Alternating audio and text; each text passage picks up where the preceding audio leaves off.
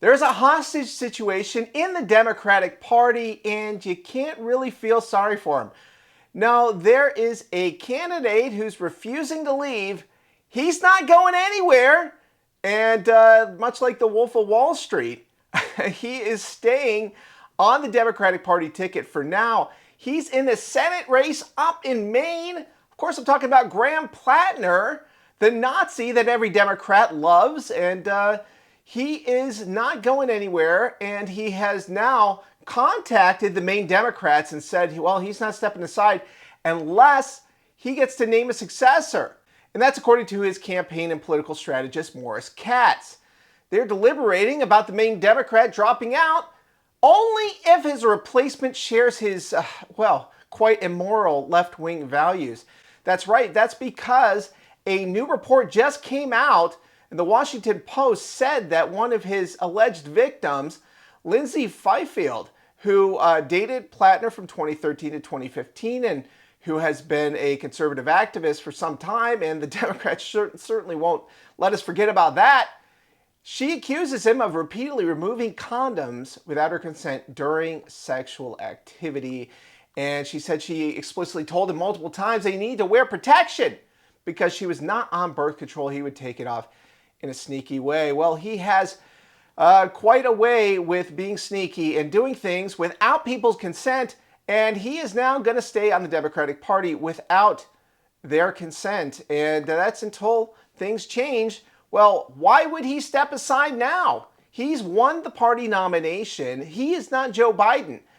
He is not aged and decrepit, and the issue with dumping blackmail on a candidate is that if they decide they're not going anywhere, well, it might not work because they have nothing to lose anymore. And this showed an extremely poor judgment on parts of the Maine Democrats because he was a very flawed candidate from the very beginning. He had a Nazi tattoo he wore for 18 years. And the executive director of the Maine Democratic Party says that Plattner's team repeatedly reached out to them to try to dictate the process by which his replacement is chosen. Update on the U.S. Senate race here in Maine. As you know, the Maine Democratic Party has been working around the clock to develop a process to replace our U.S. Senate nominee that is open, inclusive, transparent, and fair. The integrity of this process is just as important as the outcome, and we are committed to ensuring that Democrats across our state can have confidence in both. Unfortunately, Graham Plattner's team has repeatedly reached out to us in an attempt to put their thumb on the scale of what this process looks like. We have repeatedly reiterated to Graham Plattner's team that they have no role in determining our next Democratic nominee for the U.S. Senate, nor in determining what this process looks like. We have also reiterated that Graham Plattner must drop out of this race so that Democrats in Maine can focus on defeating Susan Collins this November. Now, this is just amazing because the New York Times just recently issued a story, including that involving Lindsay Fifield and her allegations, and she said that she referred them to 5 different witnesses, 2 of them being only circumstantial witnesses, and the Times, according to Fifield, only contacted the 2 circumstantial witnesses and would not get to the 3 who reportedly could corroborate the details and make it a much more compelling case that Democrats couldn't deny just because the accuser was someone they didn't agree with politically. And so the Political report comes out, and we have a liberal who shares Plattner's values, which I don't understand why they would throw in lot with a Nazi tattoo wearing communist. But here we are, and they are believing her a lot more. It's not believe all women, it's believe all Democrat women, apparently.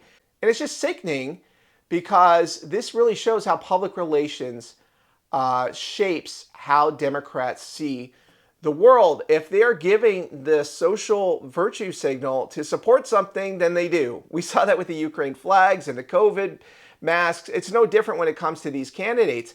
They show a simply alarming lack of critical thinking when it comes to evaluating anyone who runs on the Democratic Party ticket. They spent years and years vilifying Donald Trump for supposedly being a Nazi, which of course he's not. This is absurd. We're going on 10 years of Trump being in national politics, and they still won't let that narrative go. And also a woman abuser, which, if you believe these women, that's what Plattner is. And so all of the epithets they hurled against Trump, they're not doing it against Plattner. So this sort of selective moral outrage, it really defines the Democratic Party right now. That's why they cannot be trusted with power. If they're willing to say and do anything to get it, then they will say and do anything after they get it. We cannot allow that to happen. And so I think Texas Representative Brandon Gill sums it up very well. This isn't about morality. It's not about finding a backbone. It's not standing up for any sort of virtue.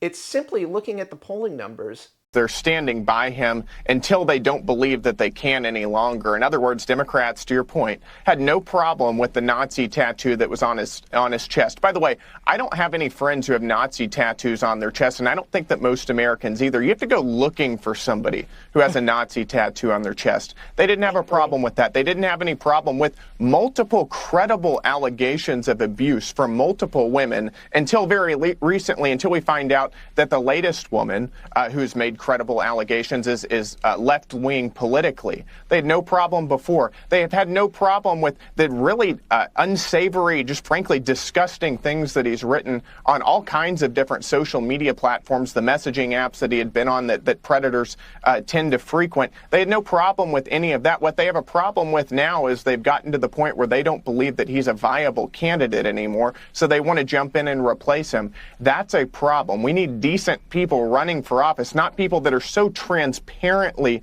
scumbags. And seeing that Plattner's in trouble, and they're going to decide to support him or not support him based simply on the weather, which way the wind blows. And the Democratic Party, hopefully it's blowing out to sea and away from power, because it's a very scary place right now. And I hope the American people see that. So please like, share, and comment at the Becker Brief. It really will help us keep this going, and invite you to participate in this conversation where we're trying to be reasonable together about our crazy politics. So thank you for watching, and I hope you stick around. We'll have a lot more for you, so thank you.